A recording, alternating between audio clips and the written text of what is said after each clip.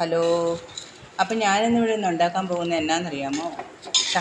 ചക്കച്ചുളയാണിത്. ചുള മാത്രം, വേറെ ഒന്നുമില്ല. അത് വട്ടം വട്ടം നുറുക്കിയെടുത്തിട്ട് നല്ലോണം മൂത്തതാണ്, പക്ഷെ പുളി വീണിട്ടില്ല. പുളിക്കിൻ്റെയൊക്കെ പാകം.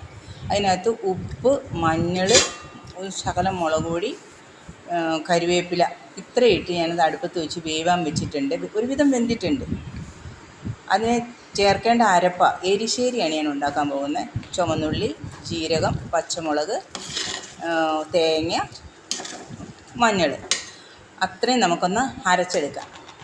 അരച്ചെടുത്ത് കൊണ്ടുവന്ന് വെച്ചിട്ടുണ്ട്. ചക്ക നന്നായിട്ട് വെന്തതിൻ്റെ വെള്ളം ഒന്ന് നന്നായിട്ട് വറ്റി കഴിയുമ്പോൾ നമുക്കതിനകത്തേക്ക് ഈ അരപ്പിട്ട് കൊടുക്കാം. അരപ്പിട്ടതിന് ശേഷം നമുക്കൊന്ന് കടുക് വറുത്തിടണം, അത്രയേ ഉള്ളൂ. പക്ഷേ ഇത് പുഴുക്കുണ്ടാക്കുകയല്ല കേട്ടോ, എരിശ്ശേരിയാണ് ഞാൻ ഉണ്ടാക്കുന്നത്. നമ്മൾ മത്തങ്ങ കൊണ്ടൊക്കെ എരിശ്ശേരി വയ്ക്കുന്ന സെയിം പ്രൊസീജിയറാണ്. ഭയങ്കര ടേസ്റ്റാണ്. ചക്കച്ചുള മാത്രമേ എടുക്കാവുള്ളൂ. മടലോ കുരുവോ ഒന്നും വേണ്ട ഇതിന്, വെറും ചുള മാത്രം. അപ്പോൾ ഞാൻ ചീനിച്ചട്ടി അടുപ്പത്ത് വെച്ചിട്ടുണ്ട്. ഒരു ഫ്രൈ പാനാണ് അടുപ്പത്ത് വെച്ചേക്കണം. അതിനകത്തേക്ക് കുറച്ച് കടുകിട്ടു. ഇനി ഉണക്കമുളക്, ചുവന്നുള്ളി, കരിവേപ്പില, ഒരു ഇച്ചിരി തേങ്ങ, ഒരു 2 സ്പൂണ് തേങ്ങ, പച്ച തേങ്ങ, അതും കൂടി ഇട്ട് നമുക്കിതൊന്ന് മൂപ്പിച്ചെടുക്കാം. കരിവേപ്പിലയും കൂടി ഇട്ടിട്ട് കേട്ടോ. എന്നിട്ട് അത് അതിനകത്തേക്കൊന്ന് ഈ എരിശ്ശേരിക്കകത്തേക്കൊന്ന് ഒഴിച്ചു കൊടുക്കാം.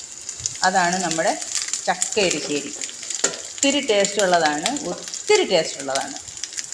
പിന്നെ ഇതിൻ്റെ കൂട്ടത്തിൽ ഞാൻ ഒരു ഉണക്കമീനോ അല്ലെങ്കിൽ മീൻ വറുത്തതോ അങ്ങനെ എന്തെങ്കിലും ഉണ്ടെങ്കിൽ സൂപ്പറാണ് കഴിക്കാനായിട്ട് ചോറിന്. നിങ്ങൾ ഉണ്ടാക്കി നോക്കണം, നല്ല ടേസ്റ്റാണ്. പിന്നെ ഞാൻ എന്നും പറയാറില്ല, എന്നെ ഒന്ന് സബ്സ്ക്രൈബ് ചെയ്യണേന്നൊന്നും പറയാറില്ല. പിന്നെ എൻ്റെ വീഡിയോ കണ്ട ഒരു ലൈക്ക് തരണേന്നും ഞാൻ പറയാറില്ല. അപ്പോൾ നിങ്ങൾ എല്ലാവരും എൻ്റെ വീഡിയോ കാണണം, ഇതൊന്ന് ഉണ്ടാക്കി നോക്കണം, കഴിച്ചു നോക്കണം, അഭിപ്രായം പറയണം.